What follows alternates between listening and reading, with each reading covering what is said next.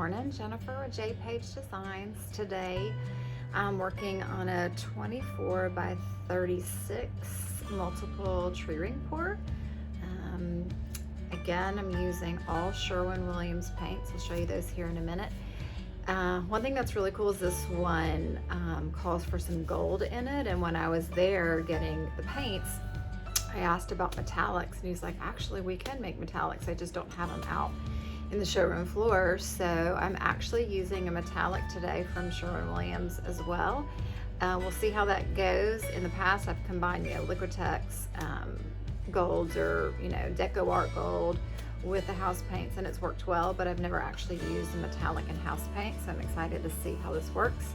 Also, because my canvas is a little bit smaller this time, I'm gonna be able to get you guys up a little bit closer, so hopefully you can see better. Thanks for joining me.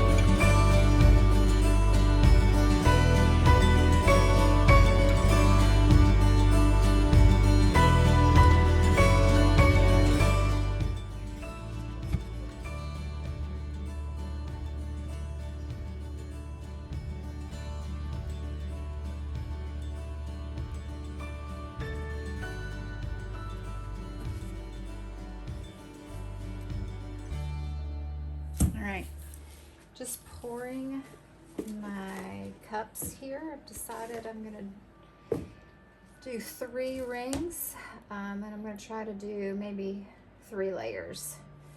The order I have chosen, crossing my fingers, is correct, is white, green, gold, blue, red. Always get a little concerned when I have blue and red next to each other or red and white next to each other. Really hoping I don't get any pink or purple. But at the same time, trying to layer light color, dark color, light color, dark color to get a nice contrast in the rings. And so at some point you just kind of run out of options, right? So if you guys watched my second video, Overcomer, I think I told you the name, I might not have, but it's the big one that has red in it. I also had red next to, I think, blue and white in that one, and didn't get any pink or purple, and used the same brand of paint. So I'm hoping we have the same thing this time. I think part of what helps with not getting that mixture is the density of your paint. So I know I time-lapse the mixing of the paints for you guys, because for me it's just boring to watch people mix paint. But what I'll tell you is that I try really hard to make them all the same consistency. So in this one I've got 12 ounces of each color. And typically I do 1-to-1 for like my flip cups. But on this one, I wanted to make the consistency just a little bit thicker, just to kind of hold those rings. And so this is really just an experiment. You guys will find out same time I do if this if this works or not. But so with the 12 ounces of pourable paint, I've done 7 ounces of Sherwin Williams paint, and then 5 ounces of Floetrol. And you can see I poured water into the cups to measure exactly where that was. And you can see, let me make sure you guys can see where I made the 2 marks. So that's 7 ounces, and then that's a total of 12. So I poured paint into here and then added Floetrol.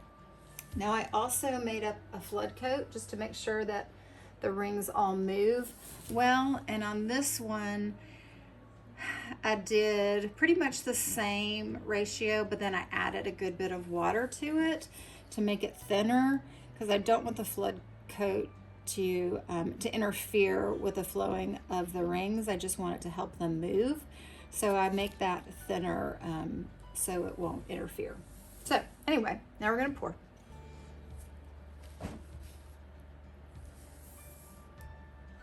Another thing I do is I pour down the side of the cup instead of just straight in or up from up high.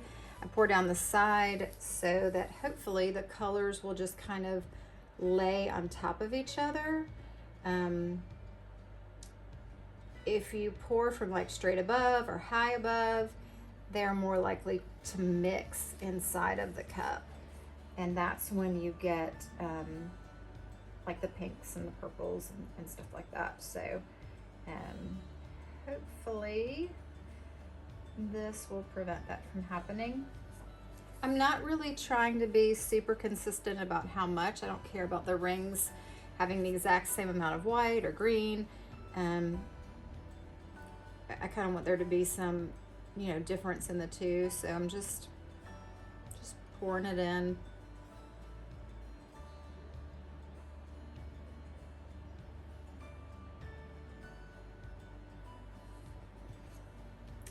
One telltale sign that your paints are all similar consistencies is as you are layering them in your cup, like this. If they stay on top of the color you're putting them on top of, it's a good indication that either the consistencies are the same, or I guess it could also mean that the new color you're putting in is lighter. Because obviously something that's heavier would sink to the bottom. So if you pour something in and it sinks and disappears, then you know it's heavier. And sometimes you might want that. You might want it to sink. But in this case, like I said, I want them all to be the same. So far so good. The gold I'm a little bit curious about as I'm pouring it in, because although it's Sherwin Williams paint, it was not the color to go paint. It just came in a can. So, you know, I just don't know as far as consistency wise, if it is the same as the to-go colors. So far, it seems to be laying on top of the cup fine. I don't see it sinking. We will see if our next color sinks under the gold. And if that happens, if this blue sinks, then we'll know that the gold is lighter. So it's definitely not heavier, but we'll see if it's lighter.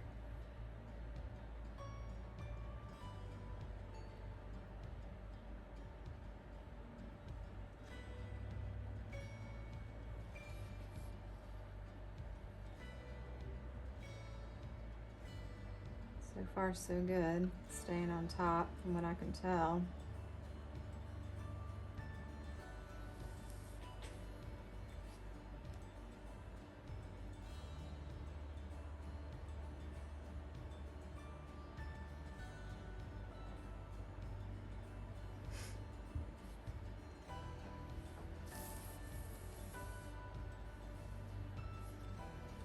Yeah, it seems to be.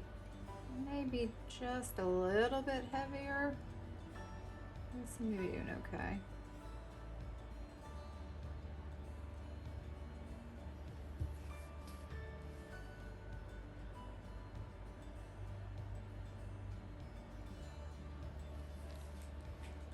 So this painting is a commission for a friend that I graduated from college with. And for me, that's one of the most fun things about doing this. It's just the people it reconnects you with. You know, I post things on Facebook, and I don't know, it's cool. I know you keep up with people on Facebook that you see and all, but it's one thing just to kind of see what they're doing. It's another thing for people to reach out to you and, you know, and ask you about your art or whatever, and then engage. You know, usually that ends up in a phone call or at least texting back and forth and finding out what they're doing and where they're living and what's going on in their life. And for me, that's been kind of like a little pleasant surprise from all of this. So it's such an honor when somebody comes to me and says, "Hey, I've seen your stuff. Can you make something for me?" It always makes me feel good and honestly kind of shocks me.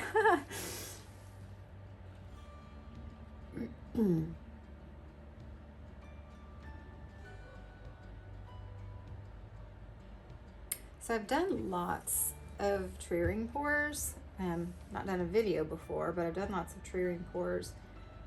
But I don't think I've actually done a multiple tree ring pour before.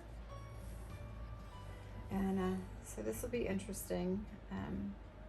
I've watched lots and lots and lots of them to get like tips and stuff, mostly from Sarah Mack. She's amazing and such a great teacher to watch. So back to, so Sarah, if you guys, I'm sure you have, but if for some reason you haven't heard of her or haven't seen her videos, that's just kind of a must if you're wanting to learn. She is extremely talented and gives a lot of really good information in her videos, and I just love to watch her.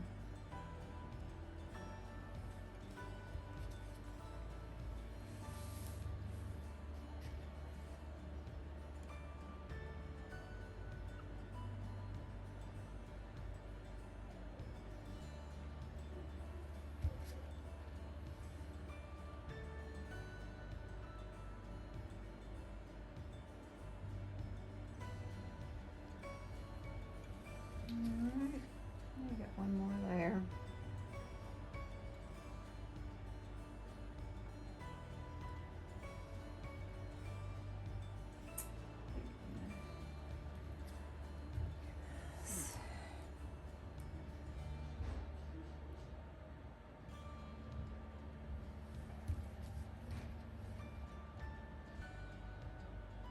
I lost count. I was talking to you guys. I know I was shooting for 3 layers. I honestly have no idea how many I actually poured. I guess I'll find out when I watch this back.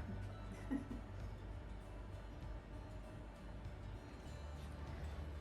I'm gonna finish this up.